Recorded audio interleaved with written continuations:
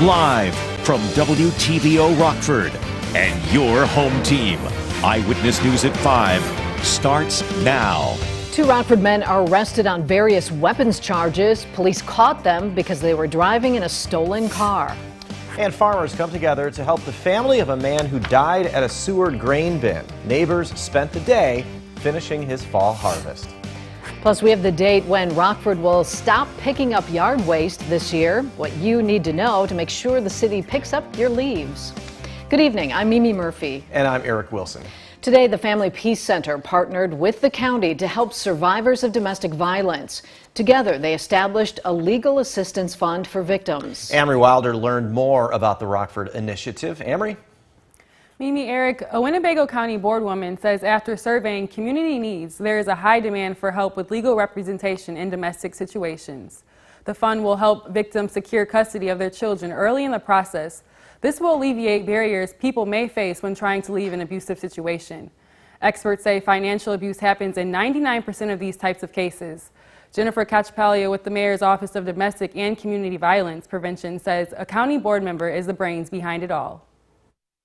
We're here today because board member Fellers in her leadership really identified the need for some additional supports for survivors of domestic and sexual violence who are facing court challenges. Cacciapalia adds that as of today, the Family Peace Center has served over 1,100 clients. Eric? Thanks, Amory. Here at Eyewitness News, we're committed to finding solutions to all forms of violence and making sure survivors know there is help out there for them. We have a list of resources on our website. Just click on the State Line Strong tab. 2 Rockford men are arrested after being found in a stolen car. That car was reportedly stolen out of Chicago. Officers say they spotted it Wednesday afternoon near Harrison and South Main Street. 2 men were inside. Police say they drove off when they tried to pull them over. The car eventually became disabled and the men jumped out and ran. George Eli and Cortez Woods were arrested a short time later. Officers claim they also found 2 loaded handguns in the car. Both men are being held in the Winnebago County Jail. In DeKalb County, police need your help finding someone who's been damaging a local high school. Over the past 6 months, officers responded to Sycamore High School several times for vandalism. School buses and the shed located next to the tennis courts received some of the damage. If you have any information on who might be responsible, call DeKalb County Crime Stoppers. A teenager is seriously hurt after a crash in Ogle County. Wednesday morning, Oregon Fire and EMS were called to Route 64 and Meridian Road for an accident. A 16-year-old girl was driving her pickup east on Route 64 when she turned north. That's when a westbound semi hit her car on the passenger side. The teen was first taken to Mercy Health in Rockford, then transferred to Lurie Children's Hospital in Chicago. No word on how she's doing. The crash is still under investigation. Car company Stellantis is warning owners of older Dodge and Chrysler models to stop driving them. This comes after exploding airbags killed 3 drivers in recent months. Dodge Magnum wagons, Dodge Challengers, Dodge Chargers, and Chrysler 300 sedans built between 2005 and 2010 are affected. Ammonium nitrate is blamed for the issues. The chemical is used to inflate the airbags in case of a crash, but it can become more volatile over time. The original airbag inflators were recalled in 2015, but officials say millions of cars are still operating with them. Last Tuesday, 63-year-old Brian Lovett died while on the job at ADM Grain Company in Seward. Lovett suffered cardiac arrest. His death came before he was able to complete his own harvest on his Winnebago farm. But today, local farmers came together to honor him by finishing what he started. Nikel Delgado was there. Nikel, how did it go? Eric, Mimi, Brian's final harvest was a success. The Lovett family tells me they're filled with joy after 16 farmers were willing to give up their time and equipment to help with the last harvest. There's really not words for this today, so the loving and outpouring of everybody coming together today is just amazing. Betty Lovett is overjoyed that so many people came to help when she needed it the most. Lovett says she wasn't expecting anything like this. You know, could we have gotten it done? Yeah. Nothing like this. Nothing like this. Unbelievable. There were over 60 acres that needed to be done. Farmers came with 6 combine harvesters along with several other equipment. They started at 9 a.m. and they were all finished by noon. Lovett says without everyone, this would have taken days instead of hours. It's been great to see how many people cared about Brian and Betty, helping her out. I'm told that Brian was the type of person that would help anyone that needed him. Anybody that needed anything, he'd be right there to help them with it. Never expect anything in return. Just a really good-hearted fella. Brian's sister, Chris Little, tells me the farming community is like a big family, always helping each other out. Yeah, because that's always been the farming community spirit, is always to help out your neighbors in need. And, you know, they're just always there, always willing to help.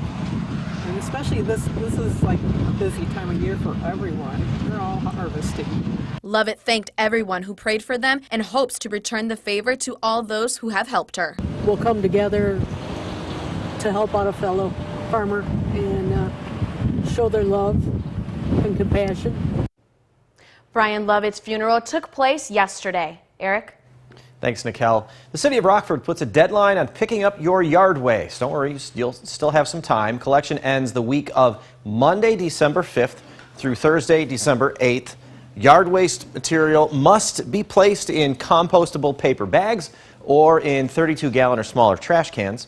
They must be marked with a large X that is plainly visible from the street. No bag, can, or bundle can weigh more than 50 pounds when loaded. Yard waste collection will not resume until the compost site reopens in spring 2023. Hope is still alive for U.S. Powerball players after no winning tickets were drawn last night. It was the 39th straight drawing without a winner dating back to August. The $1.2 billion jackpot was the third largest in U.S. history.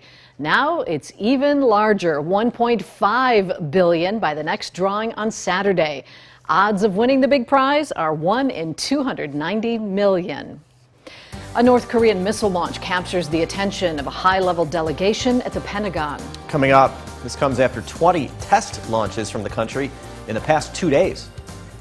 And there's more than just the governor's race on the ballot, including the battle for Illinois comptroller. Coming up at 6, we preview the race with only 5 days until Election Day. Quite a few impacts with our next storm system coming in just a short 24 hours. We'll look at some of those impacts and what it could mean for both the wind and rainfall coming up in your most trusted forecast a little later.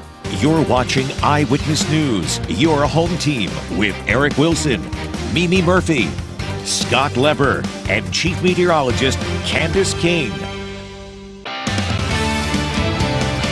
North Korea has the global community on edge after firing missiles into the sea. U.S. defense leaders are trying to calm the tension and prevent even more dramatic military action. Hannah Brandt explains how.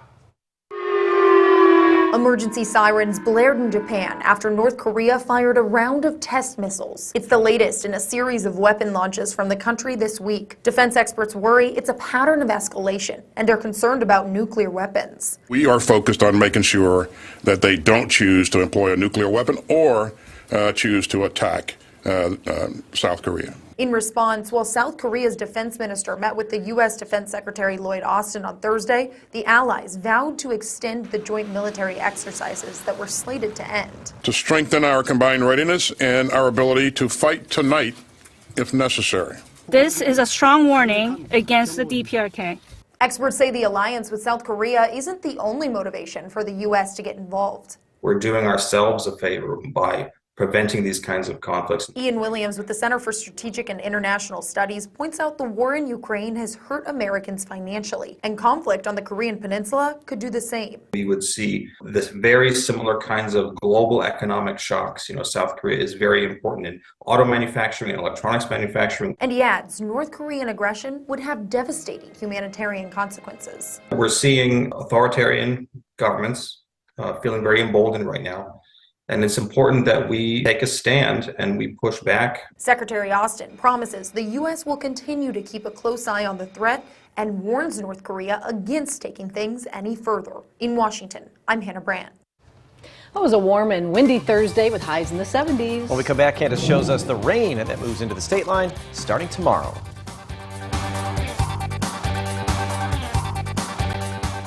Now, your first warned weather forecast from Chief Meteorologist Candace King.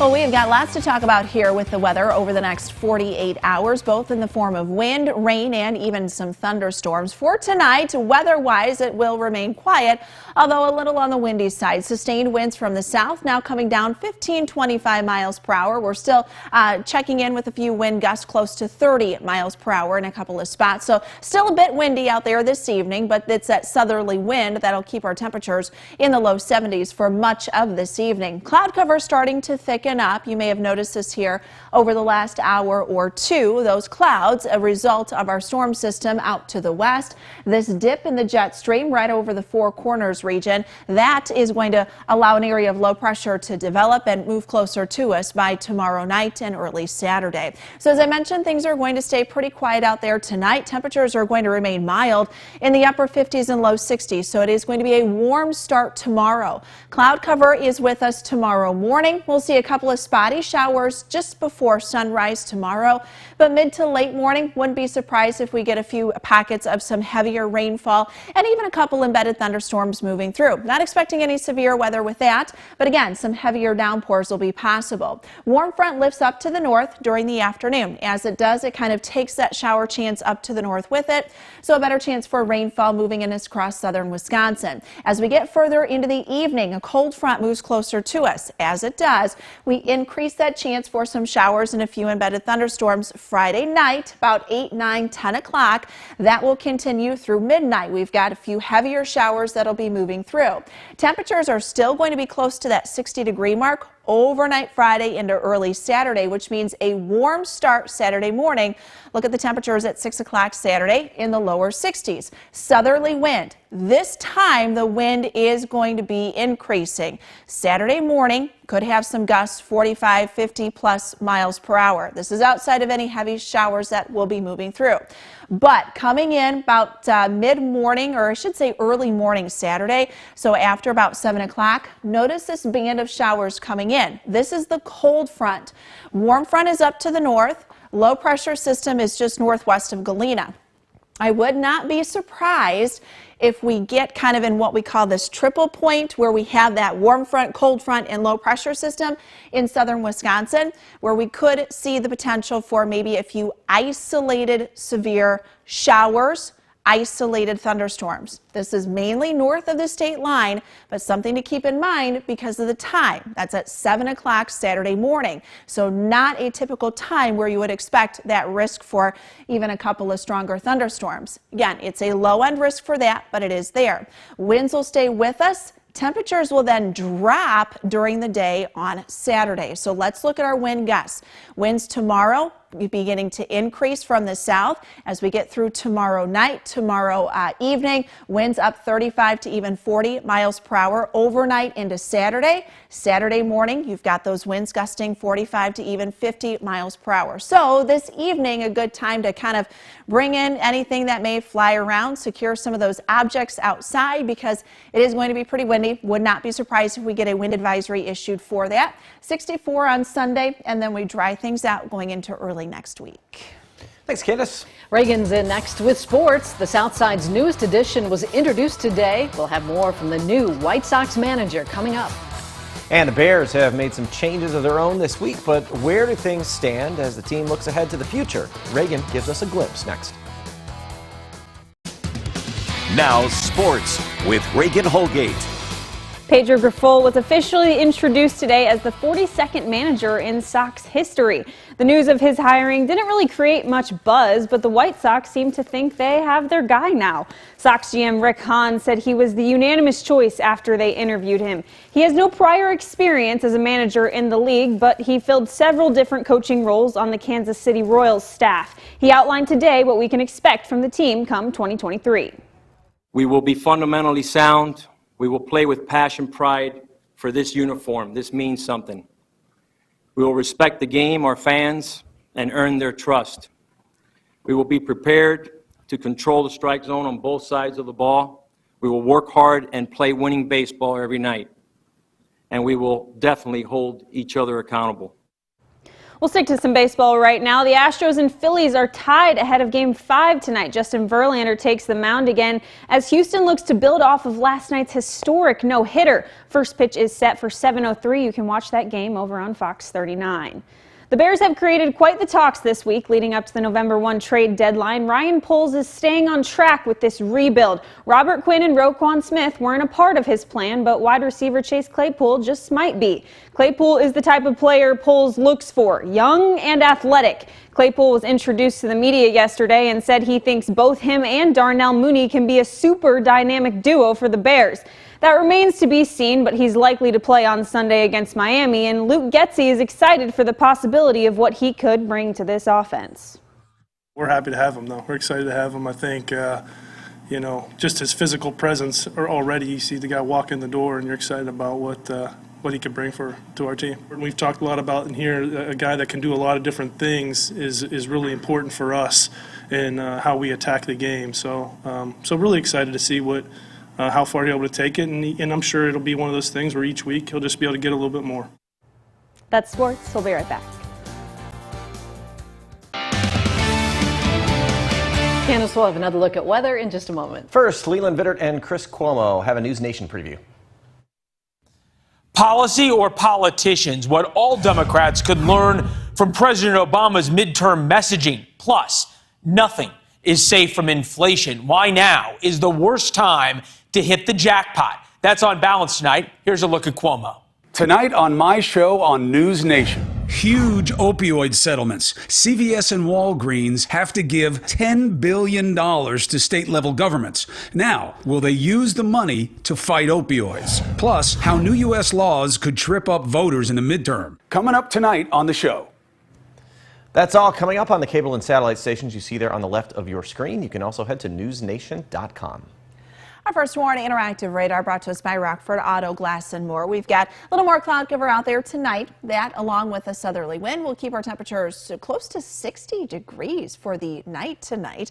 Rain showers will increase as we head through the day on Friday. Mid-morning, a couple showers and a few embedded thunderstorms. And then a little more dry time Friday afternoon. Not completely dry, but we'll see those showers kind of work a little further up to the north. Temperatures will warm as the wind continues from the south. It is windy tomorrow. Again, upper 60s. We stay pretty mild Friday night. Have to watch potential for even some stronger wind gusts Saturday and even a strong thunderstorm or two before we dry things out Sunday. Thanks, Candace. And thank you for spending time with us. Stay safe.